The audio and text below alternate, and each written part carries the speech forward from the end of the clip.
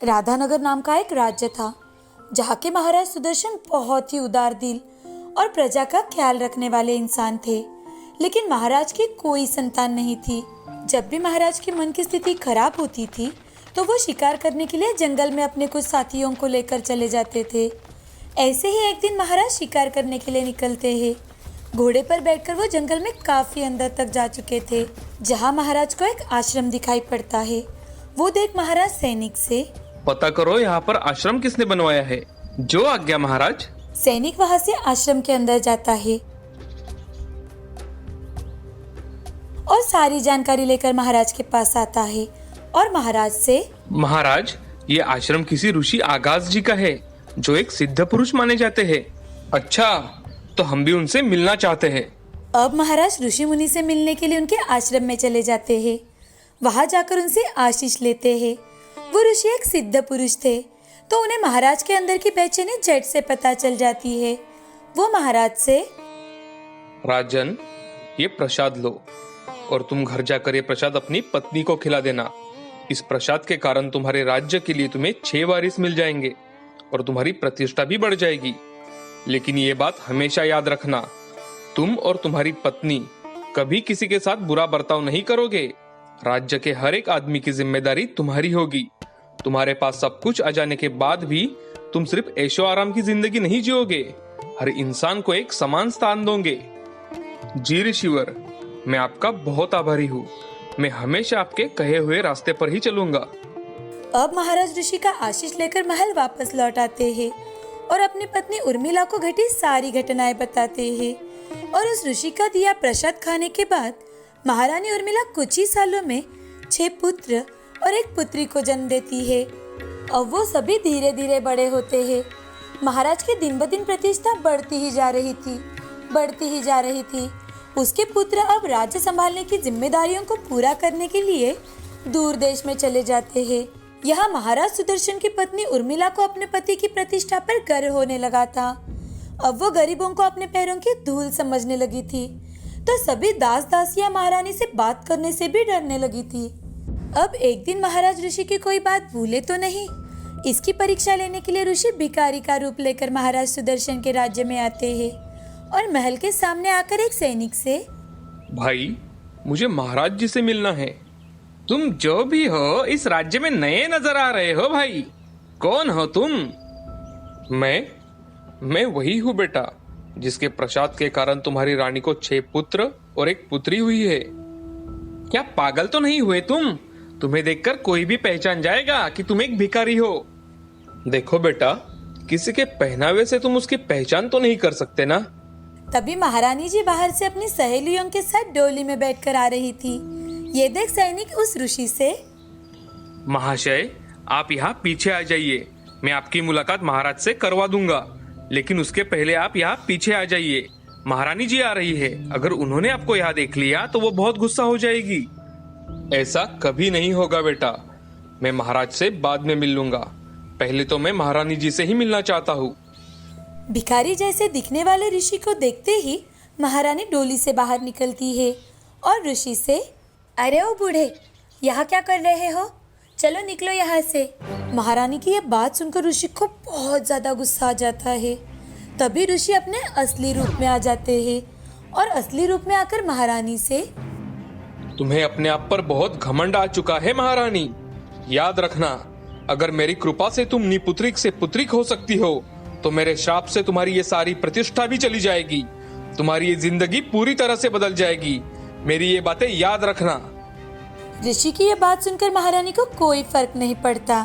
वो अपने आप से, बड़ा आया मुझे शाप देने वाला। अब वो सैनिक से, सैनिक इसे इस राज्य से बाहर निकाल दो। अगर आगे से ये इस राज्य में नजर भी आया तो याद रखना। अब ऋषि वहाँ से खुद ही चले जाते हैं। ऋषि गुस्से से जा रहे देख उर्मिला की बेटी मायावती ऋषि के पास जाकर उनसे शांतिपूर्वक बात करती है, तो ऋषि उसे आशीष देकर वहाँ से चले जाते हैं। कुछ ही दिनों में मायावती की शादी एक अमर सिंह नाम के महाराज से हो जाती है और दूसरी ओर महारानी के बुरे बर्ताव के कारण महाराज सुदर्शन के राज्य का राज शुरू हो जाता है। राधानगर पर अब महाराज सुदर्शन के दुश्मनों ने हमला बोल दिया था, जिसमें महाराज सुदर्शन की हार हो चुकी थी। अब वो यहाँ वहाँ दर बदर घूमने लगे थे। गांव से दूर एक झोपड़ी बनाकर उसी में अपने एक वफादार के साथ दिन बिता रहे थे कि एक दिन महाराज मन ही मन, अगर मैं मेरी बेटी माया के पास जाऊं तो वो जरूर मेरी मदद करेगी। वो अकेले ही चलते चलते अपनी बेटी मायावती के राज्य में प्रवेश करते हैं। ये देख एक सैनिक भागते हुए महाराज अमर सिंह के पास पहुंच जाता है और धीरे धीरे से उनसे, महाराज, महारानी जी के पिताजी का इस राज्य में प्रवेश हो चुका है और वो मुझे बहुत थके हारे लग रहे हैं। तुम तुरंत ही महाराज सुदर्शन जी के लिए रथ लेकर जाओ और उन्हें पूरे निष्ठा के साथ यहाँ ले आओ।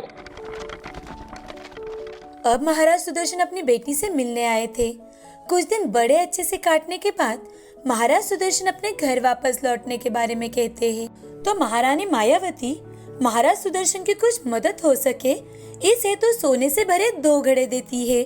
सोने से भरे घड़े लेकर महाराज सुदर्शन खुशी खुशी अपने घर लौटते हैं और अपनी पत्नी के हाथ में वो घड़े रख देते हैं। जैसे ही महारानी उर्मिला वो घड़ा खोलती है तो उसमें भरा सोना पूरी तरह से कोयले में बदल चुका था। ये देख महाराज और महारानी की पत्नी उर्मिला हैरान हो जाते हैं। अब महारानी उर्मिला जो पूरी तरह से बर्बाद हो चुकी थी, वो महाराज से, महाराज, मुझे लगता है कि ये सब मेरी गलती के कारण ही हो रहा है। महल में आपसे मिलने आए एक इंसान को भिखारी समझकर मैंने उसे बहुत भला बुरा कहा था। मुझे लगता है हमें उनसे माफी मांगनी चाहिए। आपको तो उनका आश्रम पता है ना? हम उन्हें वहीं जाकर मिलेंगे और उनसे माफी मांगेंगे तो शायद सब कुछ पहले जैसा हो जाए। अब महाराज और महारानी दोनों मिलकर ऋषि आगास के आश्रम में चले जाते हैं। वहां जाकर वो उनसे माफी मांगते हैं और महारानी ऋषि आगास से, हे ऋषिवर, मुझे क्षमा कर दीजिए। मेरी गलती के कारण हमारा पूरा राज्य क्रूर राजा के हाथ में चला गया है। मुझे अपनी गलती का एहसास हो चुका है। इसके आगे कभी भी मैं अपनी प्रतिष्ठा पर गर्व नहीं करूंगी। मुझे क्षमा कर दीजिए ऋषिवर।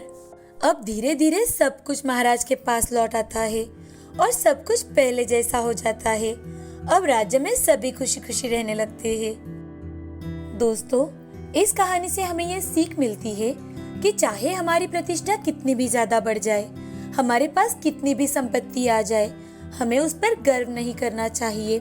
किसी भी चीज का गर्व हमें समुंदर की खाई में ढकेल देता है। श्रीरंगपुर नाम के एक छोटे से गांव में सुरेश नाम का एक लड़का अपने माँ पिताजी के साथ रहता था। वो बहुत ही ज्यादा मेहनती था।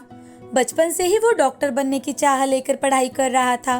अब वो अपने डॉक्टर की पढ़ाई पूरी करने के लिए शहर चला गया था। वहां जाकर उसने बड़ी लगन से अपनी पढ़ाई पूरी की। अब वो एक डॉक्टर बन चुका था। उसने अपनी इंटर्नशिप शुरू करने से पहले वो अपने माता पिताजी से मिलने आता है।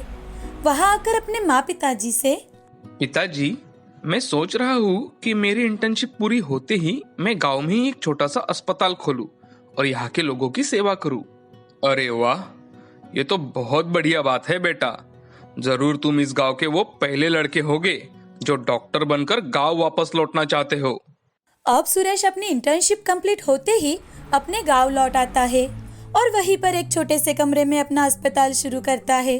शहर से गांव काफी दूर था, तो अब गांव के लोग सुरेश के पास ही आने लगे थे। कोई भी दर्द हो या कोई ज्यादा बीमार हो तो कभी कभी सुरेश लोगों के घर जाकर भी उनका इलाज करवाता था। एक दिन पास के गांव का एक आदमी सुरेश के पास आकर, अरे डॉक्टर साहब, जरा देखिए तो मुझे क्या हुआ है। चलने में मुझे बहुत ज्यादा तकलीफ होती है डॉक्टर साहब। मैंने सुना है कि आप बहुत बढ़िया दवाई देते हैं, जिसके कारण फिर से अस्पताल आने की जरूरत ही नहीं पड़ती।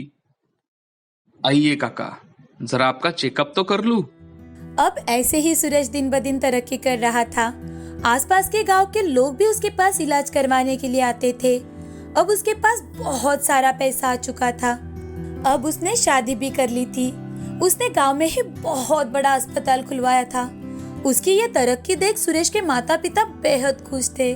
एक दिन उसके पिताजी उससे, बेटा, तुम्हारी ये तरक्की देखकर बड़ा अच्छा लगता है।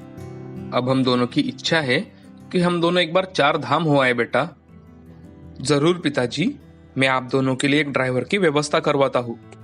3-4 दिन बाद ही सुरेश के माता पिताजी 4 धाम की यात्रा पर निकल पड़ते हैं। अब धीरे धीरे सुरेश का अपने अस्पताल में काम करने वाले लोगों के साथ बुरा बर्ताव शुरू हो चुका था।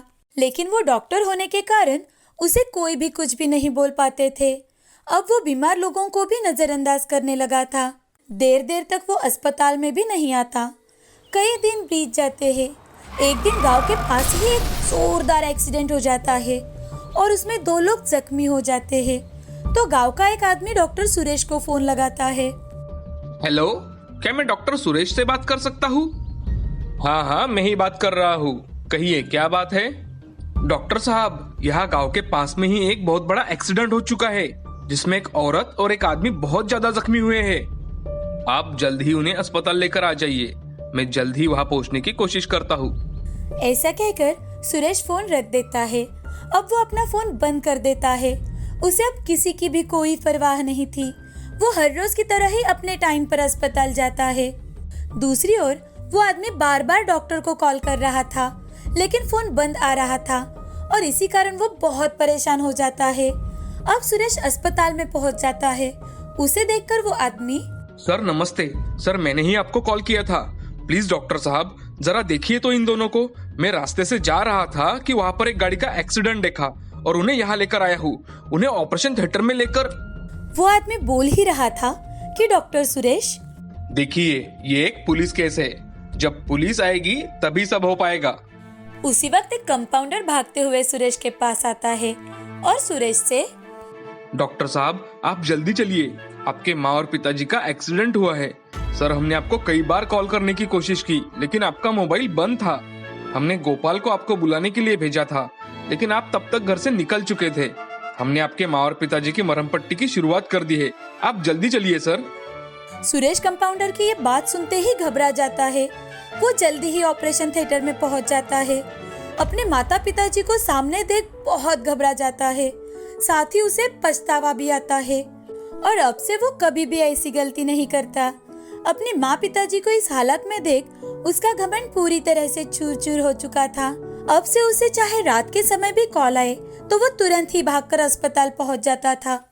मुंबई शहर में मंजुला अपने पति मनीष और दोनों बेटे सोहम और रोहन के साथ रहती थी। एक बार अचानक मंजुला का एक्सीडेंट हो जाता है और उसके पैर को चोट लग जाती है और चोट इतनी गहरी थी कि डॉक्टर ने तुरंत ही मंजुला के पैर का ऑपरेशन करने के लिए कहा था। मनीष के माता पिता कुछ साल पहले ही गुजर चुके थे, तो ओम और सीमा के अलावा मनीष का कोई नहीं था। इस कारण मंजुला के पति मनीष ने उसकी देखभाल करने के लिए गांव से अपनी बड़ी भाभी सीमा को बुलाने का निर्णय लिया। हेलो। मनीष का भाई ओम वो फोन उठाता है। हेलो भैया, मैं मनीष बोल रहा हूँ। मंजुला का एक्सीडेंट हुआ है और मंजुला के पैर को बहुत चोट आई है, इसलिए डॉक्टर ने उसका ऑपरेशन करने के लिए कहा है। और आप तो जानते हो भैया, मेरा काम कितना होता है, तो मैं चाहता हूँ अगर भाभी कुछ दिन मंजुला के पास आए तो मुझे टेंशन नहीं रहेगा। मनीष, अब मंजुला की तबीयत कैसी है? बहुत खराब है भैया। मंजुला के ऑपरेशन की खबर सुनते ही मनीष की भाभी सीमा अकेले ही अपनी देवरानी की देखभाल करने के लिए शहर में आ जाती है। 2-3 दिन बाद ही मंजुला के पैर का ऑपरेशन हो गया। सीमा ने मंजुला का बड़े अच्छे से ख्याल रखा, साथ ही दिल से बच्चों की देखभाल की। सीमा मंजुला के पास जितने दिन रही उतने दिन घर भी बड़ा साफ सुथरा रखा, ताकि मंजुला या मनीष को कोई परेशानी ना हो। बच्चों के खाने से लेकर नहाने सुलाने तक सारे काम सीमा करती, जिससे मंजुला को आराम भी खूब मिला। मंजुला अपने माँ के फोन पर बातें करती तो अपनी माँ को सीमा के बारे में सारी बातें बताती। मंजुला, तेरी गवार जेठानी को और काम ही क्या है? अरे वो तो बस अपने देवर के सामने अच्छे बनने का दिखावा कर रही है, इसीलिए तो तुम्हारी बड़ी सेवा कर रही है। माँ, तुम तो जानती हो मैं तो अपने जेठानी को बिल्कुल पसंद नहीं करती, लेकिन मजबूर में उनको यहाँ बुलाना पड़ा। लेकिन माँ, सच में अगर वो ना होती तो पता नहीं मेरा क्या होता। माँ, आपको पता है आजकल मनीष घर आते ही भाभी की इतनी तारीफ करते हैं कि पूछो ही मत। देखा, कह रही थी ना मैं। अब तो समझ जा बेटी, तेरी जेठानी की नज़र सिर्फ और सिर्फ मनीष के पैसों पर है, पैसों पर।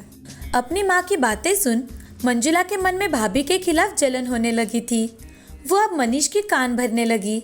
मनीष बार बार मंजुला को समझाता, मंजुला, तुम जैसा सोचती हो वैसा भाभी कुछ भी नहीं करती। वो तो अपने सारे काम मन लगा कर करती है। और हाँ, भैया भाभी को कोई लालच नहीं है।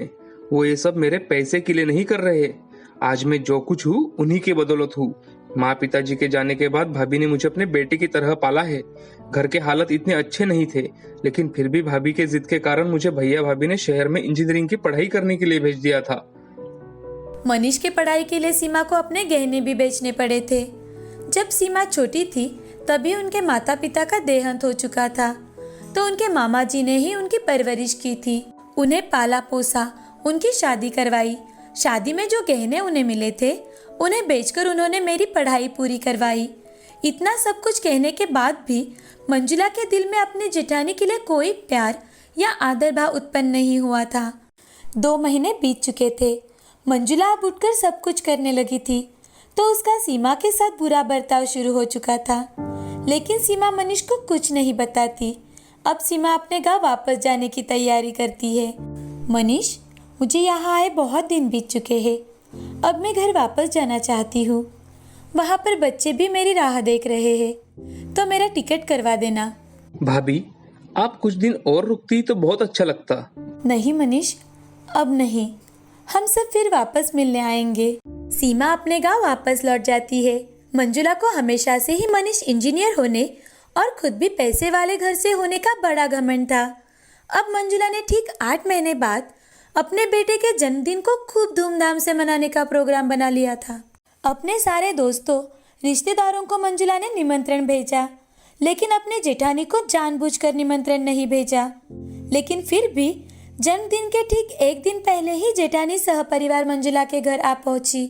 इन लोगों को जन्मदिन पर किसने बुलाया? मैंने तो इनको निमंत्रण ही नहीं दिया था, तो ये यहाँ कैसे आ गए? मंजुला को बहुत गुस्सा आ जाता है। मैंने बुलाया है, मैंने टिकट निकालकर उन्हें यहाँ बुलाया है। बहुत आग्रह करने के बाद भैया भाभी आने के लिए तैयार हुए हैं। अगले दिन शाम के समय सारे मेहमान आने लगे और मंजुला के बेटे के लिए तोहफों का ढेर लग चुका था। सीमा ने अपने लाए हुए उपहार मंजुला के कमरे में रख दिए और बाहर चली गई।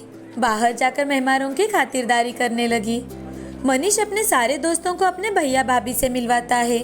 मैं जो कुछ भी हूँ वो इसी के बदौलत हूँ, ये भी बताने में नहीं चूकता। तभी मंजुला अपना मेकअप ठीक करने के लिए अपने कमरे में चली जाती है। उसके पीछे उसकी माँ और भाभी भी जाती है। देखो तो तेरी गवार जेठानी क्या लेकर आई है मेरे लाडले नाती के लिए। होगी एक हाथ ड्रेस, वो भी 100 रुपए की। मंजुला ने उपहार खोल के देखा तो उसमें एक सोने की चेन, बारीक जरीदार कुर्ता, दूसरे बेटे के लिए शर्ट, साड़ी और मनीष के लिए कपड़े थे। इतना सुंदर कुर्ता और चेन देखकर मंजुला और उसके मायके वाले तो हैरान रह गए। अरे मंजुला, कितना सुंदर काम किया है इन कपड़ों पर। मेरी बुटीक वाली तो 10,000 रुपये लेकर भी ऐसा काम नहीं कर देती। अरे वाह, तेरी गवार जेठानी तो बड़े काम की है। मेरी मान, तू कुछ छोटी छोटी चीज़ें उससे डिज़ाइन करा ले। तेरे कहे पे तो घर के वो 2-4 काम भी कर जाएगी। ऐसे ही इमोशनल कर लिया कर उसे। हाँ माँ, मुझे अच्छे से पता है इनको कैसे हैंडल करना है। ऐसे गवार औरतों को सिर्फ और सिर्फ एक ही चीज़ अच्छी लगती है, इनकी तारीफ। एक बार इनकी तारीफ कर दो और उनसे कोई भी काम करवा लो। सीमा मंजुला को बुलाने के लिए उसके कमरे में आ रही थी, तभी उसने उनकी सारी बातें सुन ली। उसे बहुत बुरा लगा, उसकी आंखों में से आंसू आने लगे। तभी सीमा मन ही मन मैं कितने प्यार से और अपनेपन से कुर्ते पर हाथ से कढ़ाई कर रही थी। घर और खेती का काम संभालकर जो बन पाया वो मैंने किया। मंजुला को वो पसंद भी आया, लेकिन मंजुला हमारे बारे में ऐसे भी कभी सोच सकती है, इस पर विश्वास ही नहीं हो रहा है। तभी पीछे से मनीष अपने भाभी को अंदर लेकर आता है। वाह, अरे पढ़े लिखे बुद्धिमान लोग जो मेरे डबल एमकॉम भाभी के प्यार को गवार कह रहे हैं। मंजुला, मैं तुमसे पूछना चाहता हूँ कि ये लोग कहाँ थे जब तुम्हें इनकी सबसे ज्यादा जरूरत थी? तुम्हारा ऑपरेशन हुआ तब तुम्हारी अपनी माँ भी तुमसे मिलने नहीं आई। ये भूल गई कि भाभी ने तुम्हारा कितना अच्छे से ख्याल रखा और हमारे बच्चे तुमसे ज्यादा अपनी बड़ी माँ के पास रहने लगे थे। दामाद जी, आप हमारे बारे में गलत सोच रहे हो। आप तो जानते हो हमारा कितना बड़ा कारोबार है, हमें बिल्कुल भी वक्त नहीं मिलता। उस वक्त भी कुछ ऐसे ही काम में व्यस्त थे, बस इसीलिए नहीं आ पाए। मंजुला, तू चुप क्यों है? समझाना दामाद जी को। मनीष मंजुला की ओर गुस्से से देखता है तो मंजुला की नजरें नीचे झुक जाती है। मैं सब समझता हूँ मंजुला, बाहर मेहमान आए हैं, तुम्हारा मेकअप अगर ठीक हो चुका है तो नीचे आ जाना। मनीष अपने भाभी को लेकर वहां से चला जाता है। इस वक्त मंजुला खुद को बहुत गलत महसूस कर रही थी। वो खुद से नजरें भी नहीं मिला पा रही थी। जैसे ही मंजुला नीचे पहुंचती है तो होस्ट ने कहा, अब हमारे लिटिल मास्टर अपने मम्मी पापा के साथ केक कटिंग करेंगे। तभी मंजुला ने होस्ट को कहा, मम्मी पापा नहीं, आज बेबी अपने बड़े मम्मी पापा के साथ केक कटिंग करेगा। मंजुला की माँ उसे हाथ पकड़कर रोकने की कोशिश करती है। तभी मंजुला, माँ मेरा हाथ छोड़ दो और अब बस भी करो माँ, मेरी जेठानी गवार नहीं है और आपसे अनुरोध है कि अब आप कभी हमारे घर में दखलंदाजी मत कीजिए। आप अपने काम से काम रखा करो। ऐसा कहकर मंजुला सीमा, ओम और मनीष को अपने साथ लेकर स्टेज पर जाती है। सीमा और ओम को अपने बेटे के साथ केक कट करने की रिक्वेस्ट करती है। तभी सीमा, मंजुला तू मेरी छोटी बहन है और मनीष मेरे बेटे जैसा, तो आज तक जो गलतफहमियां हम सब में थी वो खत्म हो चुकी है। तो चलो अब सब मिलकर केक काटते हैं। प्रोग्राम खत्म होते ही मंजुला अपने जेठ जी और जेठानी जी से माफ़ी मांगती है और उसकी माँ को वहाँ से चले जाने के लिए कहती है। अब सभी खुशी खुशी रहने लगते हैं। इस कहानी से हमें यह सीख मिलती है कि किसी और की बातें सुनने से तो अच्छा है कि हम खुद की मन की बात सुने, अपने मन की आवाज़ सुने और अपने आँखों और कानों पर विश्वास करें। किसी और की बातें सुनकर अपनी जिंदगी क्यों खराब करें।